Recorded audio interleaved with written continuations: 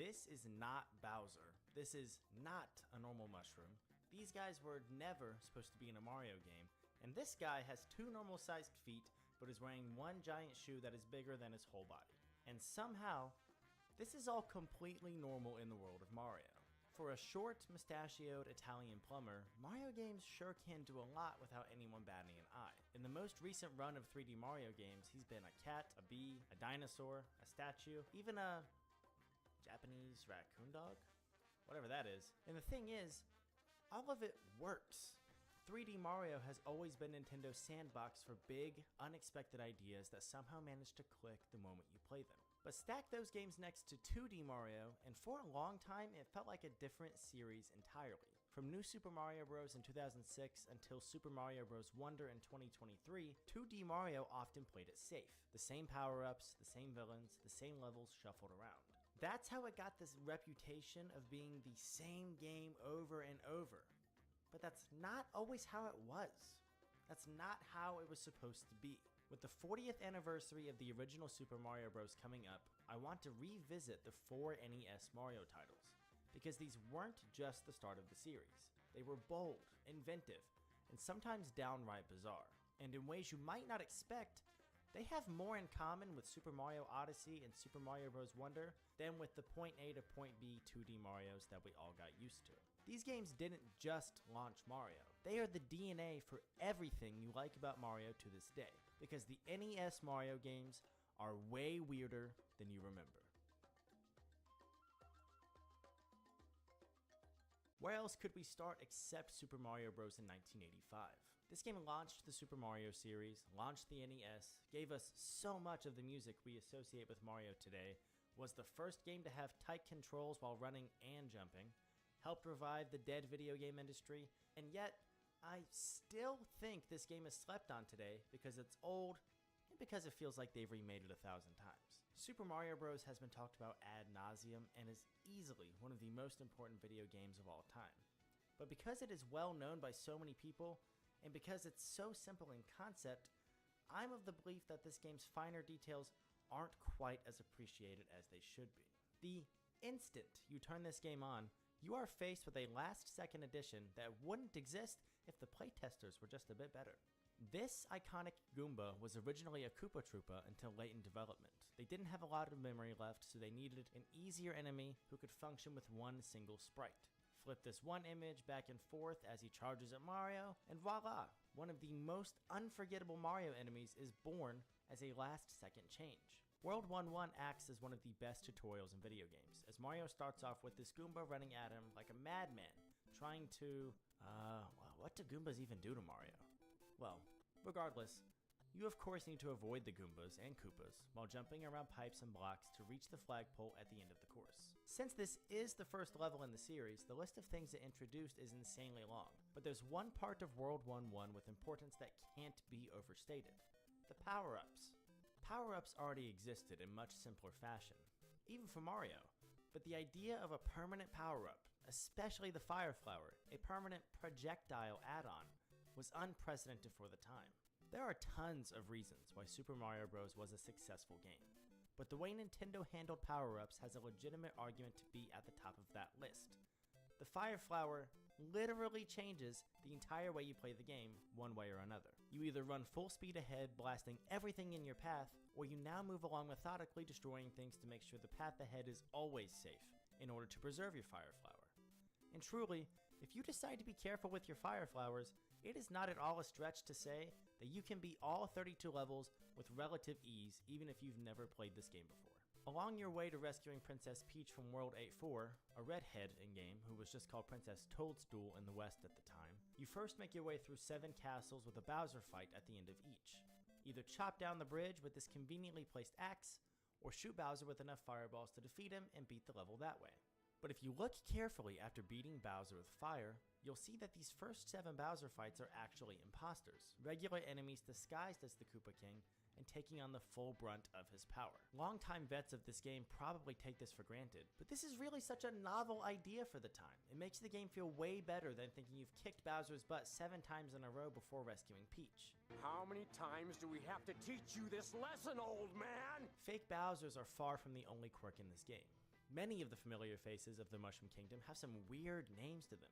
Let's start with the little mushroom guys themselves, the toads. Or, as they're called in this game, mushroom retainers?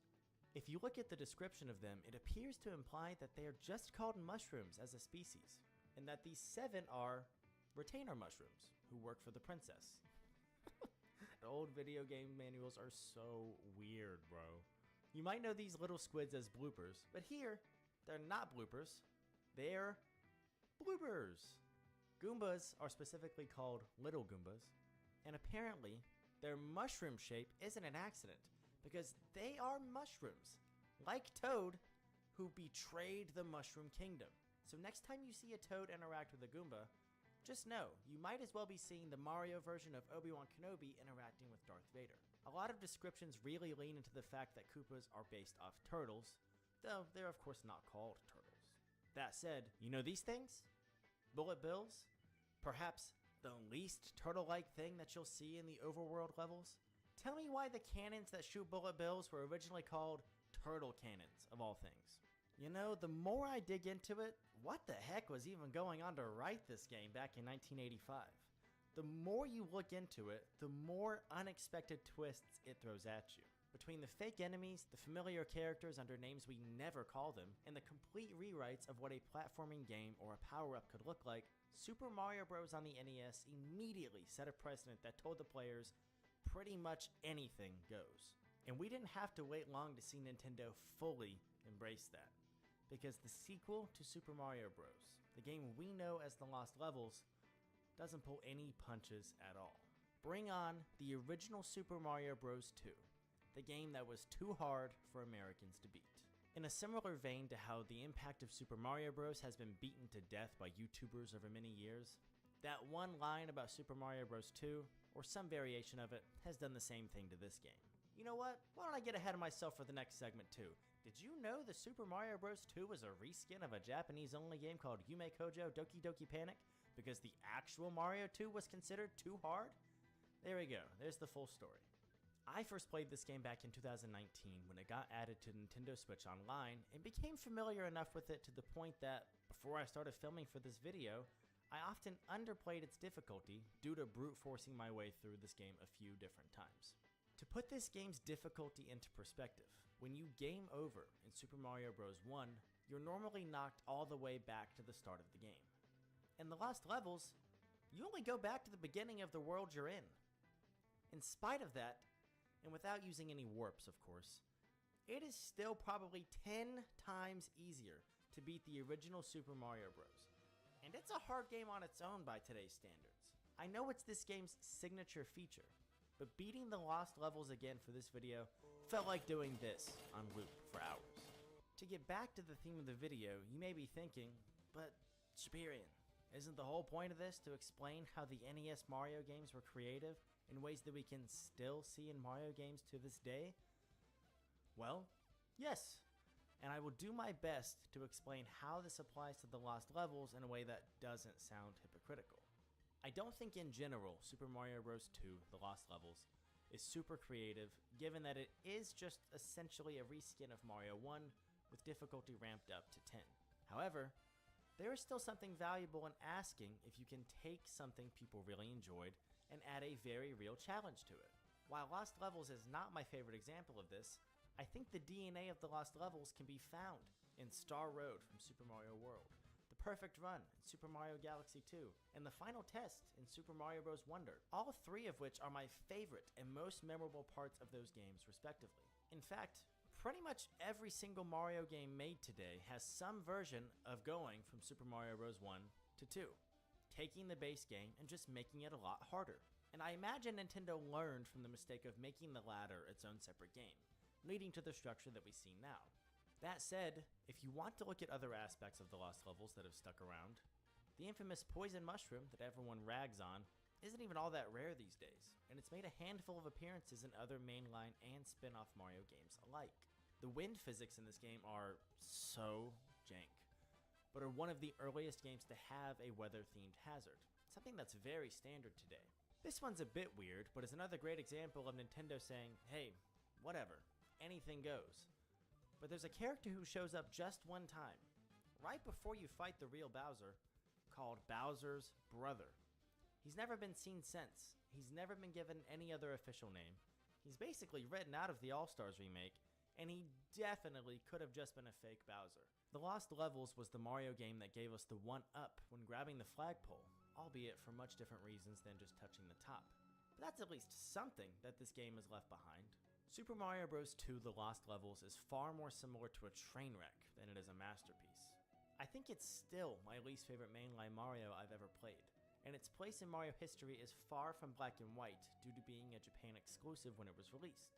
But there's no denying it still has a role in the Mario formula we know and love today. While Super Mario Bros. 1 and 2 have some lore and concepts that feel like the result of a fever dream though, well, sometimes it turns out a game is indeed just a fever dream. Enter Super Mario Bros. 2.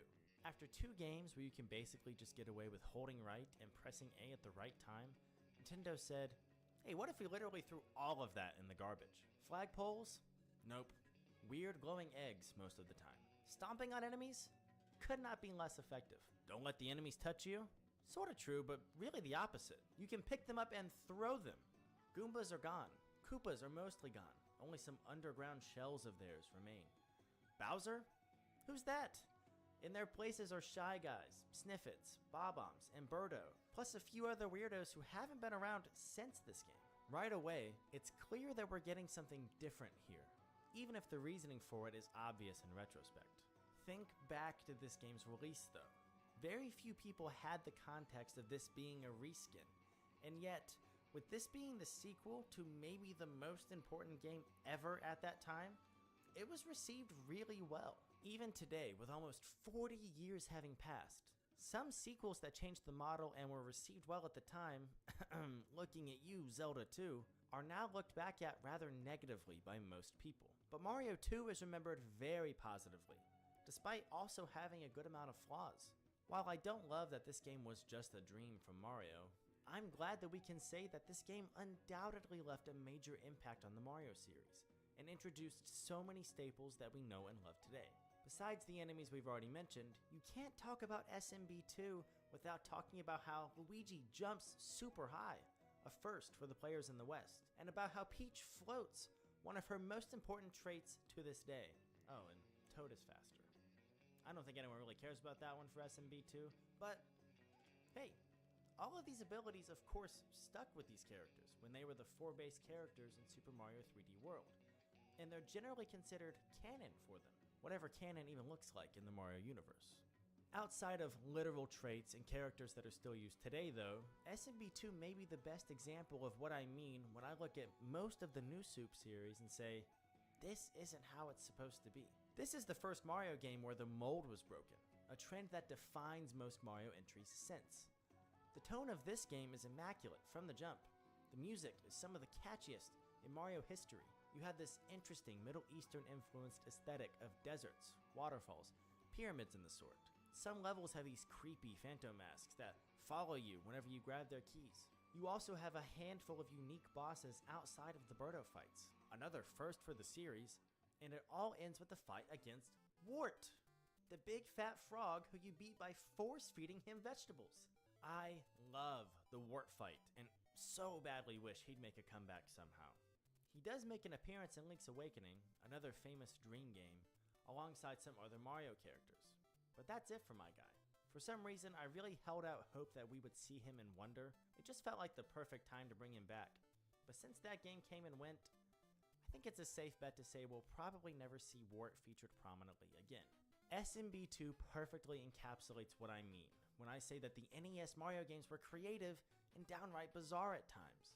It may have just been a dream for Mario, but I'm glad that it wasn't for us, because the positive effects of this game that should have never happened are still being felt in the franchise to this day. But if we're talking about why the NES Mario games stick out in a crowd, we can't overlook the game that felt impossible for the console it was made for. The game that pushed the hardware to its limits. The game that, in my opinion, is still the crown jewel of Mario side-scrollers. Super Mario Bros. 3. SMB2 is great, but Mario 3 was a massive return to form that feels closer to what we expect from a modern Mario game. I wasn't around in 1988, but the cultural hype surrounding this game seems like it was insane. Magazine covers, commercials, even an entire movie based around the game that debuted before the game was out in the West. This game's release was an important moment in gaming history. And it's no mystery why. This game in many ways was the real sequel fans had been waiting for years. In Japan, they hadn't yet received our version of Super Mario Bros. 2, so the only two Mario games they knew were incredibly similar, and ultimately nothing like Mario 3.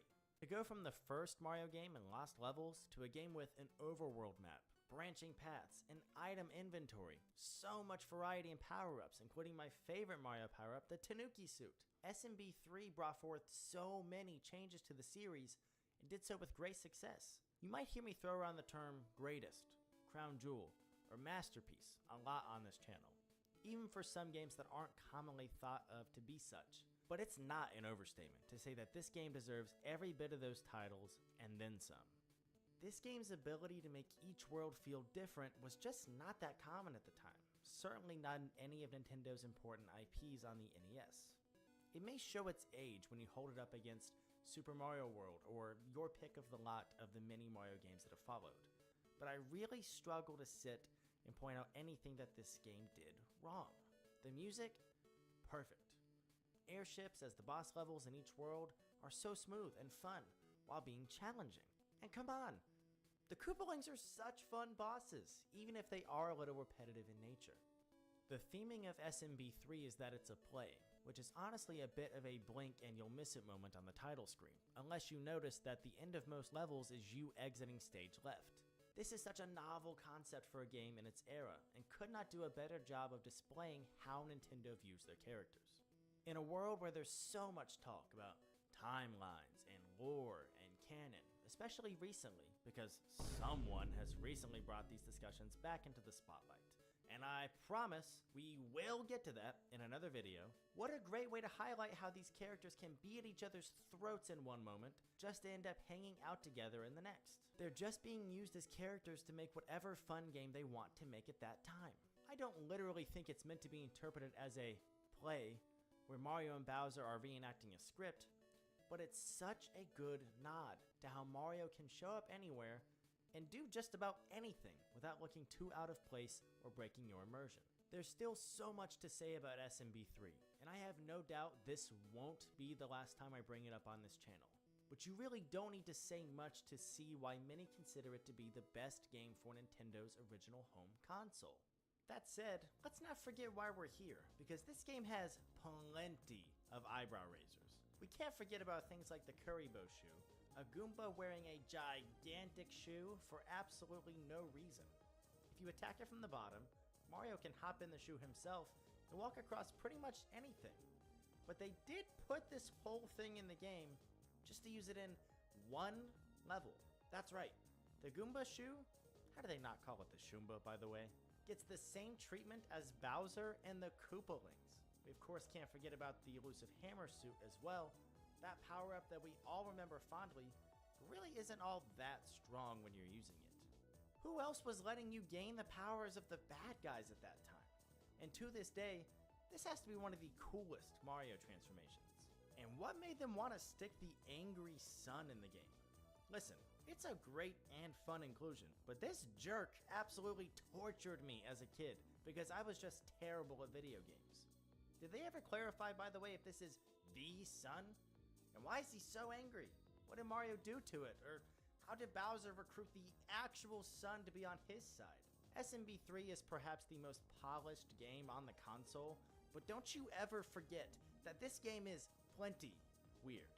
If Super Mario Bros. Invented the formula, well then Lost Levels stress tested it, Super Mario Bros. 2 pushed the formula aside for a moment in time, and then Super Mario Bros. 3 absolutely perfected it.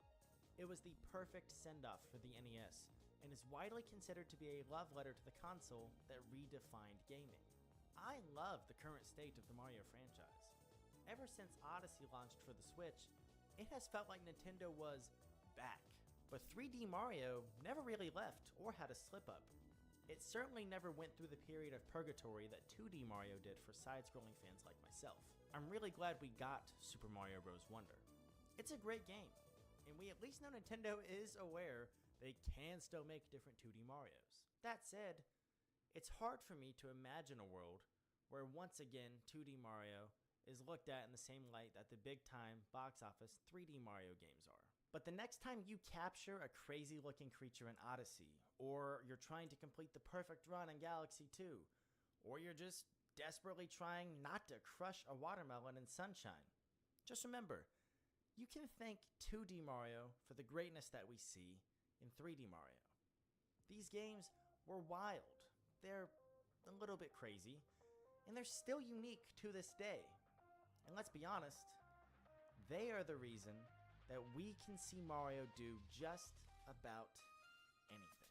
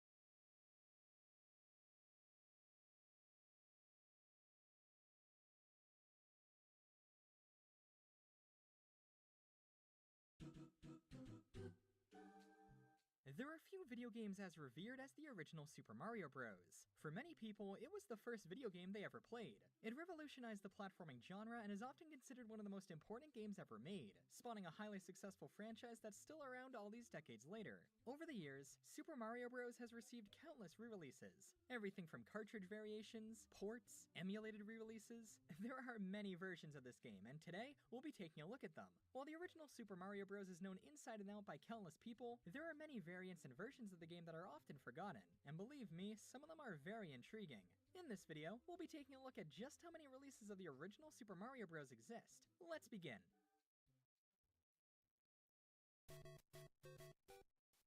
Of course, we'll be starting with the NES original. Super Mario Bros. Was first released for the Nintendo Famicom on September 13, 1985.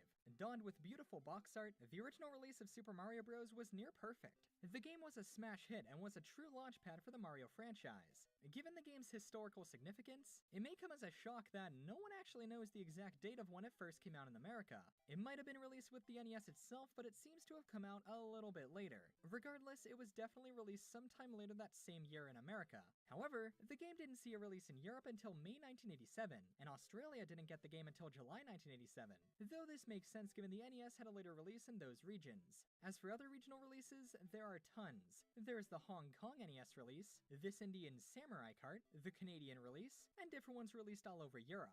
Once the Famicom Disk System was released, a port of the game was released for it in Japan in February 1986, now being on a disc rather than a cartridge. This release is pretty well known because the famous Minus World glitch is much more interesting in this version. Here's a weird one, a Famicom box release of Super Mario Bros. What's that? The Famicom box was a specially designed Famicom made for use in Japanese hotels. If you've ever been to a hotel with N64 or GameCube games available to be played in your room, it's the same concept. You'd pay 100 yen, or roughly $1 in exchange for around 10 to 20 minutes of playtime. Super Mario Bros. Was one of the games that were available to be played on the system. The uniquely black cartridge has a lockout chip that makes it impossible to play it on other systems besides the Famicom box. There's also stuff to consider like label differences, making it easy to distinguish between printings. Stuff like this may seem inconsequential, but it makes a big difference to collectors. I'm not sure if this one is official, but here's one with a gold label named Mario Syndrome. I wouldn't think much of this one, but there is an official vinyl with the same name. Maybe it was a promo item? The label does look pretty nice. There are so many releases of Super Mario Bros. On just the NES and Famicom alone. There might even be more than the ones talked about here. But there are many more releases of the game besides re-releases on the same system, so let's move on.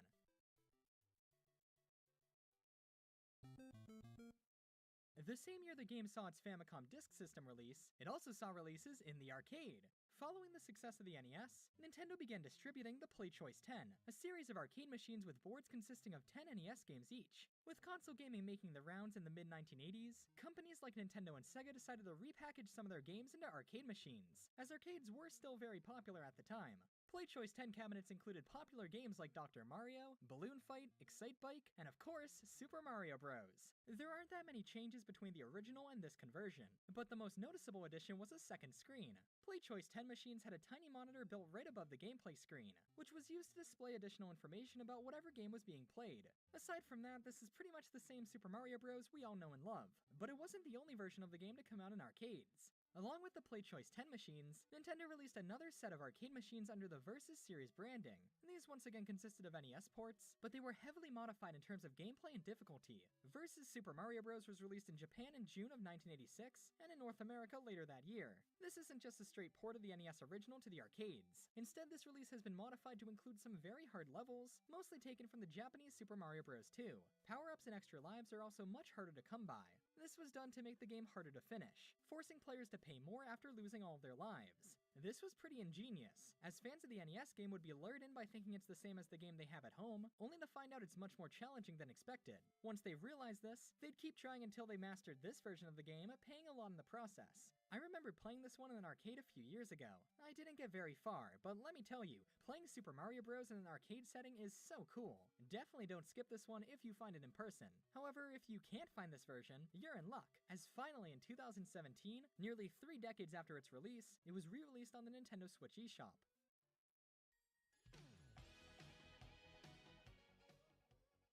The first true home console re-release of Super Mario Bros. We'll be going over is one of the most interesting by far. It's likely you've heard of this one, but might not know where it comes from.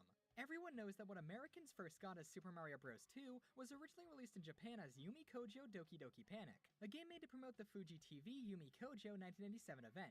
The game was developed by Nintendo in collaboration with Fuji TV, one of the largest media companies in Japan. While the story of Doki Doki Panic is well known, it wasn't the first game Nintendo made in collaboration with the Fuji company. That title goes to the often forgotten promotional game All Night Nippon Super Mario Bros. All Night Nippon is a late-night Japanese radio talk show that's been running on Japanese radio since October 1967. In the 1980s, the 20th anniversary of the show was coming up fast, and Fuji wanted to celebrate the anniversary in an exciting and innovating way. Fuji was seeing huge successes in the markets of television and radio, but with video games on the rise, it was in their best interest to get into that industry as well. They soon started partnering with Nintendo in hopes to strengthen their grasp on the video game scene. The first result of this collaboration occurred in 1985. That year, All Night Nippon launched a contest where viewers would submit custom lyrics to the Super Mario Bros. Theme. The winner would have their lyrics used in the official lyrical version of the famous song. The winner was a song called Go Go Mario, and it premiered live on All Night Nippon following the contest. The song was not only endorsed by Nintendo, but was also released as a single by Pony Canyon.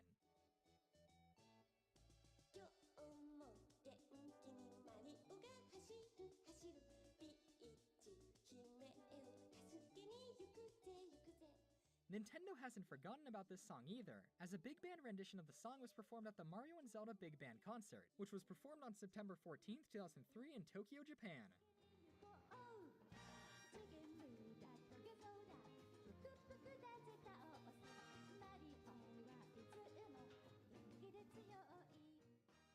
I find it really cool that several official renditions of this song that started as simply a contest winner exist. It must have felt so amazing to be that winner. But anyway, the first collaboration between Nintendo and All Night Nippon was a success, but that song contest was just the beginning. In April of 1986, Pony Canyon released a VHS titled The Great Mario Adventure. The VHS is pretty strange, starring a very weird-looking Mario mascot costume, who tells the viewers some tips and tricks for the original Super Mario Bros. The VHS also contains a music video for Go Go Mario. While very weird to look at nowadays, this song and the VHS are significant as they're some of, if not the first important pieces of Super Mario media. Considering how huge the franchise is today, that's really cool.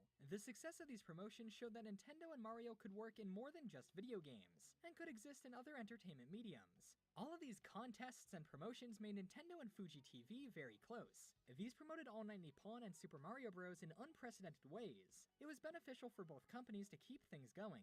In October of 1986, 19 years after the first broadcast of All Night Nippon, the show's 20th anniversary campaign named All Together Now was announced. The show announced they'd be doing several giveaways, one of which being a limited edition version of Super Mario Bros. For the Famicom Disk System. It was announced that in December of 1986, 3,000 winners would receive a copy of a game called All Night Nippon Super Mario Bros., an official retooling of the original game with various show-themed changes. Only 3,000 copies were produced for and given away through the contest, but the demand was so high, Nintendo eventually produced another limited run of the game, to give those who missed out another chance to get a copy, but even that additional run was very scarce and was sold at a premium price. All Night Nippon Super Mario Bros. Is essentially an officially licensed hack of the original game, completely authorized by Nintendo. The changes are pretty apparent. The graphical upgrades seen in the Japanese Super Mario Bros. 2 have all been added to the original in this release. So the mushrooms, the ground, the clouds, everything looks more detailed. Also taking inspiration from Super Mario Bros. 2, the two-player mode is removed, and instead you can pick to play the game as either Mario or Luigi. One of my favorite changes is that they made most of the stages set at nighttime. Given the show it's based on always runs late at night. Now that's all great, but what really makes this game All Night Nippon themed?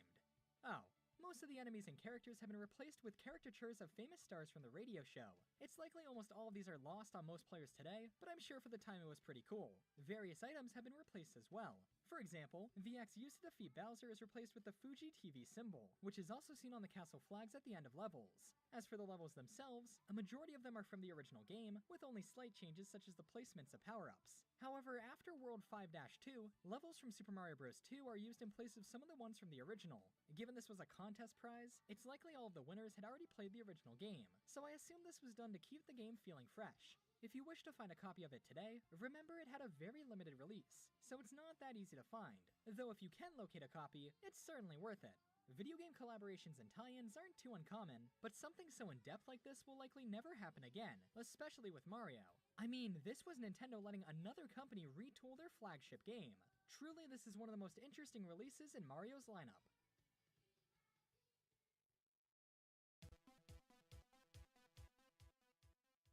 So, you could officially play Super Mario Bros. On your NES,